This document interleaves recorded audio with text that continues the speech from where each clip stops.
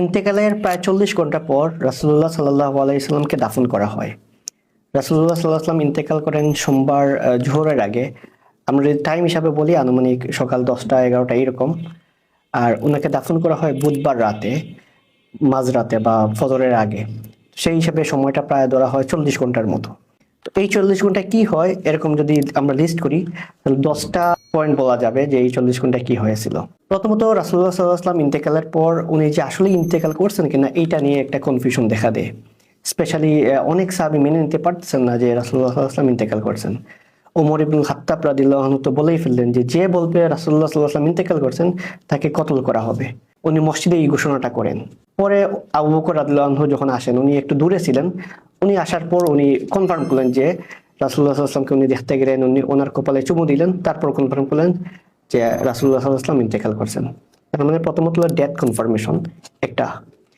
Second হলো কি এটার কিছুক্ষণ পর, কয়েক ঘন্টা পর সাকিফায়ে বনু সাইদা নামক একটা জায়গায় মসজিদ থেকে একটু কাছেই ওইখানে একটা মিটিং হয়। সেই মিটিংকে আবু বকর রাদিয়াল্লাহু আনহুকে খলিফা নির্বাচিত করা হয় এবং এইটাকে বলা হয় তাকে উম্মতের উপর অনেক বড় একটা ফিতনা আসতে পারতো। তো এই ফিতনাটা রাসূলুল্লাহ সাল্লাল্লাহু আলাইহি ওয়াসাল্লাম ইন্তেকালের কয়েক ঘন্টা পরের এই ফিতনাটা দূর করা হয় আবু বকর রাদিয়াল্লাহু আনহুকে খলিফা নির্বাচনের মধ্য দিয়ে। তারপরে দুইটা ইভেন্ট গেল। 3 নাম্বার হলো রাসূলুল্লাহ সাল্লাল্লাহু আলাইহি ওয়াসাল্লামকে গোসল দিতে হবে। তো স্বাভাবিক যে কেউ ইন্তেকালের পর ওনাকে গোসল দেওয়ার সময় ওনার কাপড় খোলা হয়, তারপর গোসল দেওয়া হয়। তো রাসূলুল্লাহ সাল্লাল্লাহু আলাইহি ওয়াসাল্লামকে গোসল দেওয়ার সময় কিভাবে করা হবে এবং ওনার কাপড় খোলা হবে কিনা এটা নিয়ে সাহাবীদের মধ্যে একটা কনফিউশন দেখা দেয়। তো সময়টা ধরে নেওয়া হয় আনুমানিক সোমবার ওই দিনই বা মঙ্গলবার ওই দিনই রাতের মধ্যে। তখন আল্লাহ সবাইকে একটা ঘুম পাড়িয়ে দেন, সব সাহাবীদেরকে, এবং ওনারা ঘুমের মধ্যে একটা আওয়াজ শুনতে পান। সেই আওয়াজে বলা হয় যে রাসূলুল্লাহ সাল্লাল্লাহু আলাইহি ওয়াসাল্লামের যে কাপড় পরা অবস্থায় আছে সেই কাপড় পরা অবস্থায় যেন ওনাকে গোসল দেওয়া হয়।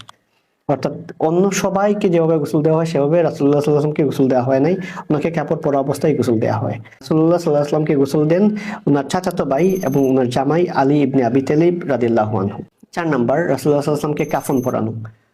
রাসূলুল্লাহ সাল্লাল্লাহু আলাইহি ওয়াসাল্লামকে 3টা ইয়েমেনি কাপড় দিয়ে কাফন পরানো হয় এবং এই ইয়েমেনি কাপড়টা যে জায়গা থেকে আসে সেই জায়গাটার নাম হলো সাহুল নামক একটা অঞ্চল। ওই জায়গাটা থেকেই কাপড়টা আসে। ওইখানের কাপড় দিয়ে রাসূলুল্লাহ সাল্লাল্লাহু আলাইহি ওয়াসাল্লামকে কাফন পরানো। এবার সবচেয়ে ইম্পর্টেন্ট প্রশ্ন জানাজার নামাজ। রাসূলুল্লাহ সাল্লাল্লাহু আলাইহি ওয়াসাল্লামের জানাজা পড়াবেন কে? এইটা নিয়েও দেখা যায় কিছু কনফিউশন দেখা দেয়। পরবর্তীতে সাহাবীরা সিদ্ধান্ত নেন যে জানাজার নামাজে কোনো ইমাম থাকবেন না, প্রত্যেকেই নিজে নিজে গিয়ে নামাজ পড়বেন। যেমন ধরেন আমরা জামাতে নামাজ মিস হলে আমরা যেমন একা একই নামাজ পড়ি, এরকমই প্রথমে পুরুষরা গিয়ে নামাজ পড়েন, তারপর মহিলারা গিয়ে, তারপর বাচ্চারা গিয়ে, যারা ছোট ছিল তারা গিয়ে নামাজ পড়েন। অর্থাৎ ওই নামাজের কোনো ইমাম ছিলেন না, জানাজার নামাজ প্রত্যেকেই নিজে নিজে গিয়ে জানাজার নামাজ, আমরা যেমন জামাত ছুটলে যেরকম